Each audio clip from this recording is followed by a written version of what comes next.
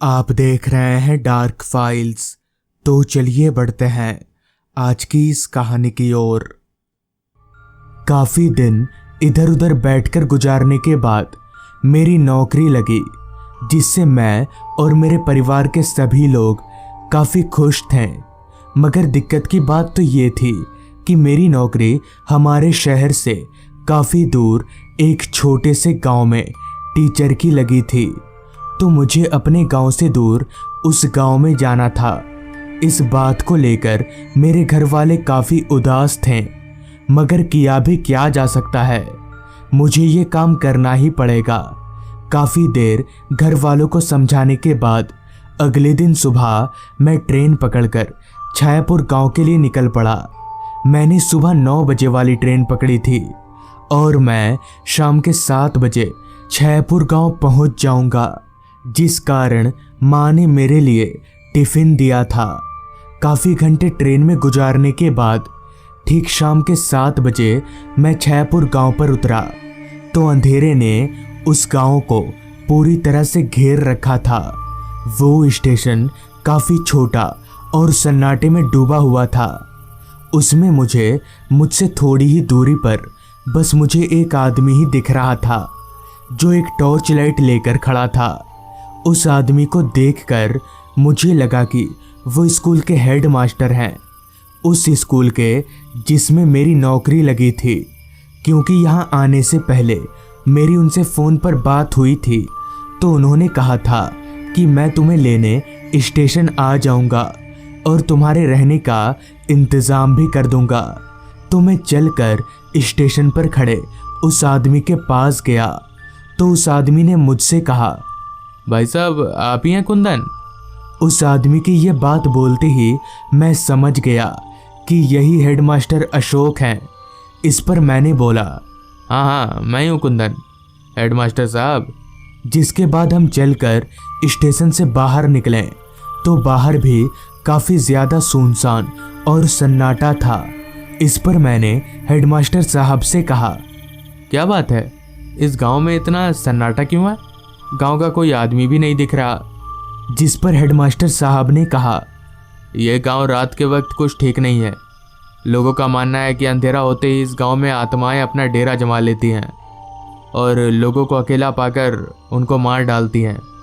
Headmaster साहब की ये बात मुझे कुछ हजम नहीं हुई, क्योंकि मैं इन सब बातों पर विश्वास नहीं करता था। अभी हम आगे बढ़ ही रहे थे कि तभी हेडमास्टर साहब ने दोबारा कहा, तुम भी थोड़ा संभल कर रहना। इस गांव में अंधेरा होने के बाद घर से बाहर मत निकलना, और हाँ, हमेशा रात को खिड़की दरवाजे बंद कर ही सोना। बात करते करते थोड़ी दूर चलने के बाद हेडमास्टर साहब मुझे एक घर के बाहर ले आए और चाबी देते हुए कहा, ये लीजिए आपके घर की चाबी, और अब मैं चलता हूँ, कल सुबह आऊँगा। इतना बोलकर हेडमास्टर साहब चले गए। जिसके बाद मैंने दरवाजे पर लगे ताले को खोला और घर के अंदर गया तो घर के अंदर का माहौल काफ़ी साफ सुथरा था। ये देखकर मुझे पता चल गया कि हेडमास्टर साहब ने मेरे आने से पहले ही इस घर को साफ कर दिया है। सुबह से काफ़ी सफ़र करने के कारण अब मैं काफ़ी थक गया था, तो मैं हाथ मुंह धोकर थोड़ा फ्रेश हुआ और सीधे सोने के लिए बिस्तर पर आ गया। उस घर में एक खाट और एक टेबल को छोड़कर और कुछ भी नहीं था। अभी मैं बिस्तर पर लेटा ही था कि तभी एक झटके से मेरे कमरे की खिड़की खुल गई, मगर बाहर तो हवा चल ही नहीं रही थी।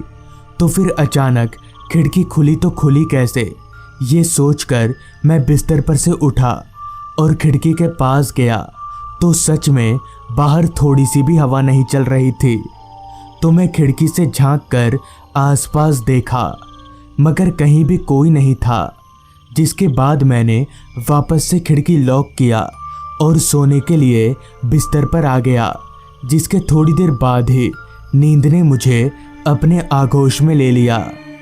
फिर मेरी नींद मेरे दरवाजे पर हो रही दस्तक से खुली तो मैंने अपनी घड़ी में वक्त देखा तो वक्त हो रहा था रात के 1 बजे का। इतनी रात गए दरवाजे पर हो रही दस्तक से मैं थोड़ा हैरान हो गया कि भला इतनी रात को कौन होगा। और हेडमास्टर साहब ने तो मुझे रात के वक्त दरवाज़ा खोलने से साफ साफ मना किया था। फिर मैंने कुछ देर तक उस दस्तक को नज़रअंदाज करने की कोशिश की, मगर वो दस्तक लगातार मेरे दरवाजे पर होए जा रही थी, जिससे तंग आकर मैं बिस्तर पर से उठा और चलकर दरवाजे के पास गया और चिल्लाकर पूछा, कौन है बाहर? तो मेरे ये पूछने पर कुछ पल तो सब कुछ शांत रहा। फिर दरवाजे के उस पार से एक आवाज़ आई, कुंदन, मैं हूँ अशोक। उस आवाज़ को सुनकर मैं समझ गया कि ये हेडमास्टर अशोक हैं। तो मैंने झट से दरवाज़ा खोला तो बाहर हेडमास्टर अशोक खड़े थे, मगर उनकी हालत कुछ ठीक नहीं थी। उनके सर से काफ़ी खून बह रहा था। ये देखकर मैंने हेडमास्टर से कहा, क्या हुआ सर, आपको चोट कैसे लगी? इस पर हेडमास्टर साहब ने कहा, वो मैं घर जाते वक्त गिर गया, जिससे मुझे काफ़ी चोट आ गई और मैं घर ना जाकर तुम्हारे पास ही आ गया। जिसके बाद मैंने हेडमास्टर को बिठाया और उनकी मरहम पट्टी की। मरहम पट्टी करने के बाद मैंने मास्टर जी को सोने को कहा तो वो भी सो गए, जिसके बाद मैं बिस्तर ज़मीन पर लगाकर सो गया। मैं इतना थका हुआ था कि मेरे बिस्तर पर लेटते ही नींद ने मुझे अपने आगोश में ले लिया। फिर अचानक मेरी आंख खुली तो कमरे के अंदर काफ़ी सन्नाटा छाया हुआ था और मुझे ना जाने क्यों काफ़ी बेचैनी सी महसूस हो रही थी। मुझे ऐसा लग रहा था कि कोई अदृश्य शक्ति मुझे अंदर से जकड़े हुए है। फिर भी मैं किसी तरह उठा और ऐसे ही पानी लाने के लिए आगे बढ़ा तो मेरी नज़र उस खाट पर गई जिस पर हेडमास्टर साहब सो रहे थे। मेरी नज़र उस खाट पर पड़ते ही मेरे एकदम से होश उड़ गए और मेरा सर घूमने लगा, क्योंकि जिस खाट पर थोड़ी देर पहले हेडमास्टर साहब सोए हुए थे, उस खाट पर अब एक कंकाल लेटा हुआ था जिसकी आंख लाल चमक रही थी। उस कंकाल को देखकर मैं जोर जोर से कांपने लगा और मुझे इस तरह कांपता देख वो कंकाल उठकर मेरे पास आ गया और जोर जोर से हंसने लगा। उस कंकाल को इस तरह हंसता देख मेरे हाथ पैर फूलने लगे कि तभी उस कंकाल ने एकदम से मेरा गला पकड़ लिया। मैंने किसी तरह हिम्मत जुटाकर उसके हाथ से अपना गला छुड़ाया और भागकर घर से बाहर निकला और उसी रास्ते की तरफ दौड़ने लगा जिधर से मैं आया था। अभी मैं भाग ही रहा था कि तभी पीछे से किसी ने मेरा पैर पकड़ लिया और मुझे उल्टा घसीटने लगा। फिर जब मैंने अपनी निगाहें पीछे की ओर घुमाई तो मैंने देखा कि वही कंकाल मुझे घसीट रहा है।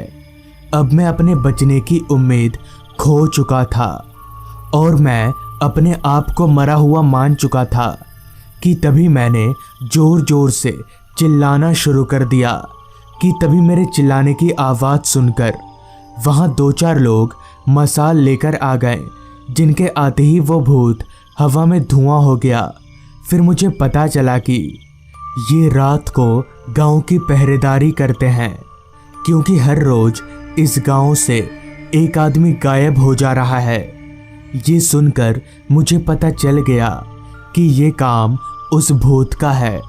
तब मैंने अपनी पूरी आपबीती उन सभी को बताई, जिस पर उन्होंने कहा, क्या बोल रहे भाई साहब आप? हेडमास्टर अशोक तो कल रात को ही लापता हो गए थे और उनकी लाश आज सुबह ही मिली थी।